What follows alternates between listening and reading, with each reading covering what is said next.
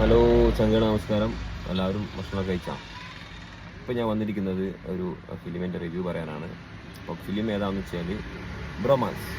കഴിഞ്ഞ ദിവസം തിയേറ്ററിൽ നടന്നൊരു പടമാണ് ബ്രോമാൻസ്. ഞാൻ ഇപ്പോൾ നാട്ടിലാണുള്ളത്. ഞാൻ ബാംഗ്ലൂരിൽ നിന്ന് പാവരക്കര തിയേറ്റർ സിപ്പാട അവിടെ നിന്നാണ് കണ്ടത്. അപ്പോൾ പടത്തിനെ കുറിച്ച് ഒന്ന് രണ്ട് കാര്യങ്ങൾ പറയാൻ വേണ്ടിയിട്ടാണ്. അപ്പോൾ ഒന്നാമത് പറഞ്ഞുതരാം. ഞാൻ ഈ ഫിലിം കാണാൻ ഞാൻ പോയത് നമ്മുടെ കോക്കാച്ചി ഷുൻകോക്കിൻ്റെ റിവ്യൂ കണ്ടിട്ടാണ്. ഷുൻകോക്കിൻ്റെ റിവ്യൂ കണ്ട് ഗംഭീര പടം എന്ന് വിചാരിച്ച് ഞാൻ പോയ ഞാൻ മൂഞ്ചി. അപ്പോൾ പടത്തിനെ പറ്റി പറയുകയാണെങ്കിൽ ഒരു ആവറേജ് തട്ടിക്കൂട്ട് പടം അത്രേ ഉള്ളൂ. ഇതിൻ്റെ director Arun D Jose, producer Ashiq Usman. Ashiq Usman എല്ലാ പടങ്ങളും ഹിറ്റ് പടങ്ങളൊക്കെ നോക്കി കഴിഞ്ഞാൽ എല്ലാത്തിൻ്റെ പ്രൊഡ്യൂസർ ആഷിഖ് ഉസ്മാനായിരുന്നു. അപ്പോൾ അതാണ് പടത്തിൻ്റെ കാര്യം. പിന്നെ പടം ആവറേജ് തട്ടിക്കൂട്ട് പടമാണ്, അല്ലാതെ ഗംഭീര പടം എന്നുള്ളതൊന്നും എനിക്ക് അഭിപ്രായമില്ല. കാരണം ഫസ്റ്റ് ഹാഫൊക്കെ ചളി ഇങ്ങനെ വാരിയൊന്നുമില്ല. ഫസ്റ്റ് ഹാഫിനേക്കാളും നല്ല സെക്കൻഡ് ഹാഫ് കിട്ടിയപ്പോൾ കുറച്ചുകൂടിയൊക്കെ എന്തായി പടം കുറച്ച് ഹൈപ്പിലേക്ക് വന്നു, ഹൈ ലെവലിലേക്ക് വന്നു. ഇവിടെ സംഗീത് പ്രതാപ് പ്രേമലൂടെ ചെക്ക ഓനൊക്കെ അടിപൊളിയായിട്ട് ചെയ്തിട്ടുണ്ട്. ഓനില്ലായിരുന്നെങ്കിൽ പടം മൂക്കും കുത്തി താഴെ വീണാനെ. ഏറ്റവും ബെസ്റ്റ് പെർഫോമൻസ് നമ്മുടെ സംഗീത് പ്രതാപ്, പ്രേമലൂലെ പയ്യൻ. ഓക്കെ, പിന്നെ എന്താ ചെയ്തത് ശ്യാം മോഹൻ, നമ്മളെ ജസ്റ്റ് കിട്ട് എന്ന് പറഞ്ഞ നമ്മളെ പ്രേമലൂലെ സൈക്കോ, പിന്നെ കലാഭവൻ ഷാജോൺ.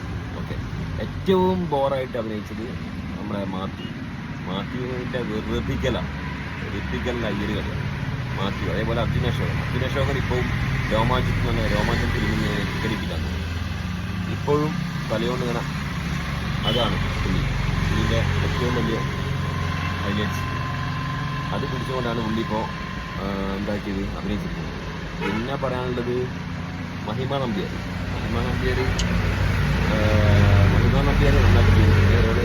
ഒരു നായികയാണ്, അവളാണ് മെയിൻ ക്യാരക്ടർ നായിക.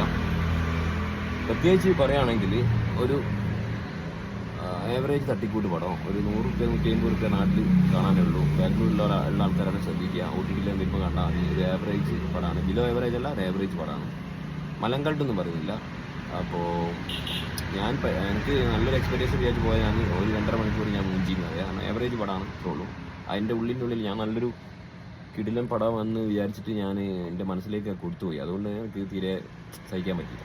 അപ്പം ബാംഗ്ലൂരോ UAE ഖത്തറിലൊക്കെ ഉള്ള ആൾക്കാരാണെങ്കിൽ നിങ്ങൾ നോക്കിയിട്ട് പോവുക. കാരണം വലിയൊരു എമൗണ്ട് മുടക്കി പോകാനുള്ളൊന്നും കുഴപ്പമൊന്നുമില്ല. ഇപ്പോഴത്തെ റിവ്യൂ പറയുന്ന കോക്കാച്ചിൻ്റെ റിവ്യൂ ഒക്കെ കണക്ക് തന്നെ. അപ്പോൾ അങ്ങനെയാണ് കാര്യങ്ങൾ.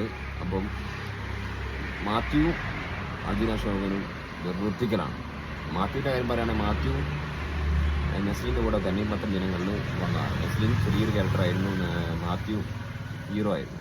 ഇപ്പം നസ്ലിനാണ് കിടക്കുന്നത്, മാത്യുവിടെ കിടക്കുന്നത്. മാത്യുവിൻ്റെ ക്യാരക്ടർ തന്നെ, മീൻസ് ക്യാരക്ടറല്ല, അഭിനയം കണ്ടാൽ തന്നെ മനസ്സിലാവും.